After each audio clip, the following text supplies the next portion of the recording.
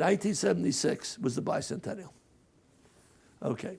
In 1976, the bicentennial, 2 years earlier, I get a frantic phone call from the curators of Smithsonian, who were very close to us, who early in their lives worked for Stax in the 1950s. And the call was saying, the Treasury wants, the Mint wants their collection back.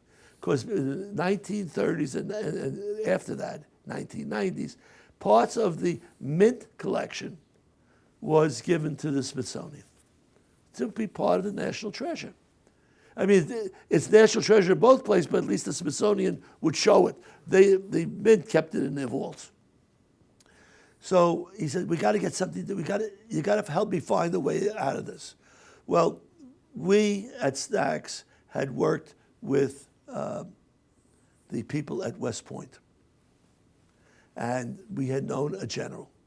And one of the things there, we got to know him because we were trying to place the Lilly collection of soldiers, which was 5,000 little lead soldiers, all in groupings of 5 or 6 or 7 that were hand-painted, hand-constructed, starting from the Green Mountain Boys days up to the beginning of the First World War.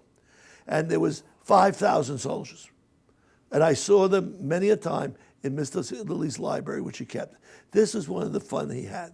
And one of the highlights, for example, he had was a diorama of his grandfather in 1847 in the Mexican War. So this was part of the history. Again, the man loved history.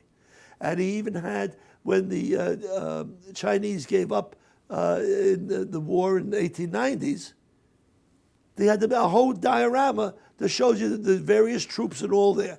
But this is a very historical thing. Well, we offered it to the, on his behalf, to West Point. And West Point says, oh, we'd love to have. The general went out to see it, and I think my uncle went with him at the time. And they went out to see it, and they looked at it, and they were talking about it. And they come back, and they write Mr. Lilly a letter. And this is to show you how government thinks. Dear Mr. Lilly, we would love to have it. However, there's one thing. We'd like you, besides donating these 5,000 soldiers, with God knows what they cost to make, because they're all handmade, hand-molded, hand-painted, all in the original uniforms. For example, there was 150 regiments of slightly different uniforms in the Civil War. And each of them had a different button on or a different sash on or a different, but they all either blue or gray. But the other parts were local memorabilia. So it was a transition, as a teaching device, because they happen. They said, Mr. Lilly, thank you very much for your offer. We'd be honored to have it in the museum here at West Point. However, we would like you to please donate along with the collection, at this time that was a lot of money, $100,000 to build the museum to house this. Well, he was so insulted by this. He actually wrote back a letter and he said, I will melt them first. They were lead soldiers. Well, it happened to be, after he died, one of his sons took it over and took it for himself. Took along with it these Kentucky rifles, and he built a museum up on the Cape, in a round museum. And I don't know if you ever saw a round museum. A round museum is one where they didn't have 4 corners on it, but it was round. So the wind would go around the museum and not freeze the cattle as quickly.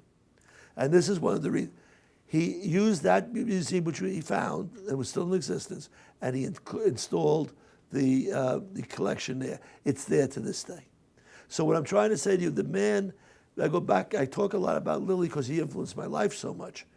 And he was so important to us. And he taught us so much that I had to tell you that story.